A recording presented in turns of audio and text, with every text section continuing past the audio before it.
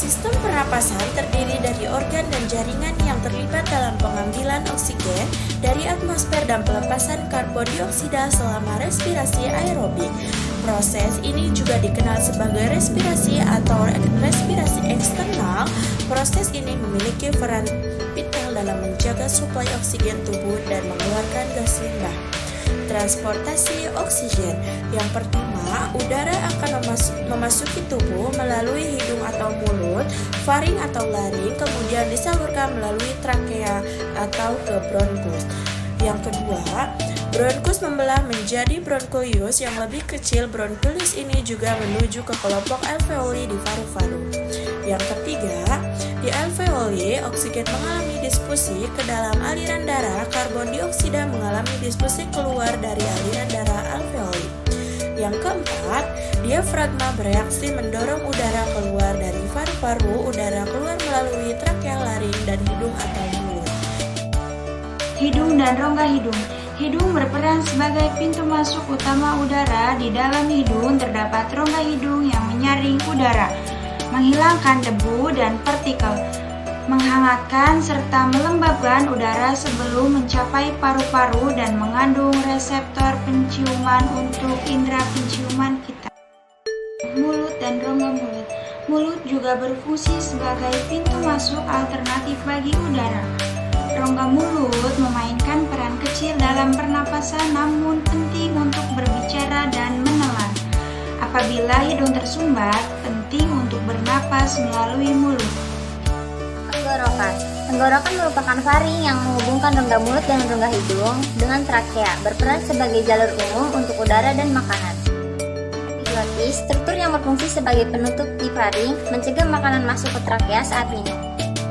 Laring atau bisa disebut juga dengan kotak suara merupakan segmen saluran pernapasan yang keras dan fleksibel yang menghubungkan faring ke trakea.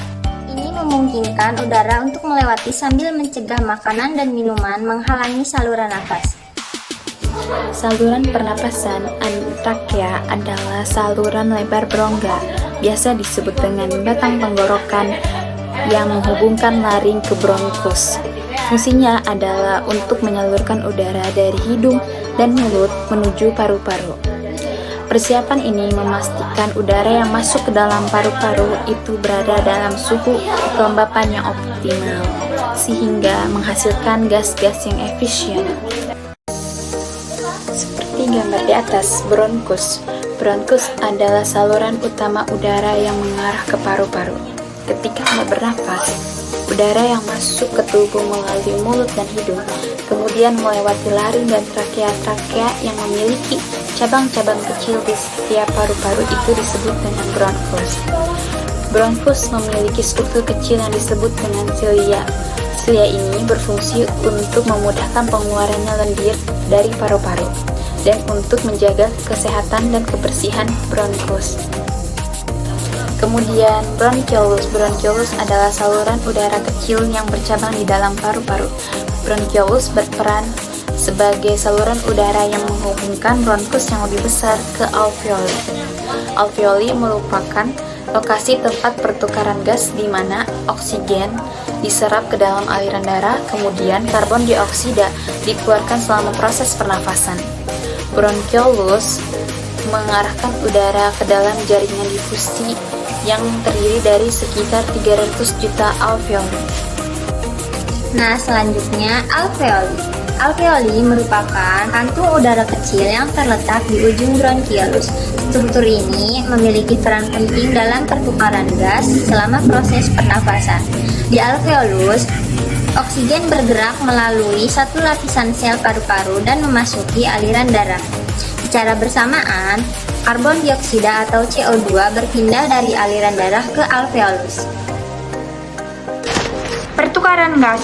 Selama proses respirasi eksternal, udara yang mengandung oksigen masuk ke alveoli. Saat inhalasi, molekul oksigen berdifusi melalui dinding tipis alveolar ke dalam aliran darah, di mana mereka berikan dengan hemoglobin dalam sel darah merah. Secara simultan, korban dioksida yang dihasilkan oleh metabolisme sel berdifusi dari daerah ke alveoli.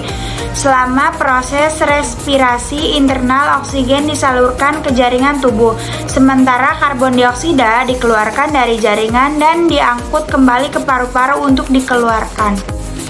Secara simultan, korban dioksida yang dihasilkan oleh metabolisme sel berdifusi dari daerah ke alveoli. Selama proses respirasi eksternal, udara yang mengandung oksigen masuk ke alveoli saat inhalasi. Selama proses respirasi internal, oksigen disalurkan ke jaringan tubuh, sementara korban dioksida dikeluarkan dari jaringan dan diangkut kembali ke paru-paru untuk dikeluarkan. Molekul oksigen berdifusi melalui dinding tipis alveolar ke dalam aliran darah di mana mereka berikatan dengan hemoglobin dalam sel darah merah.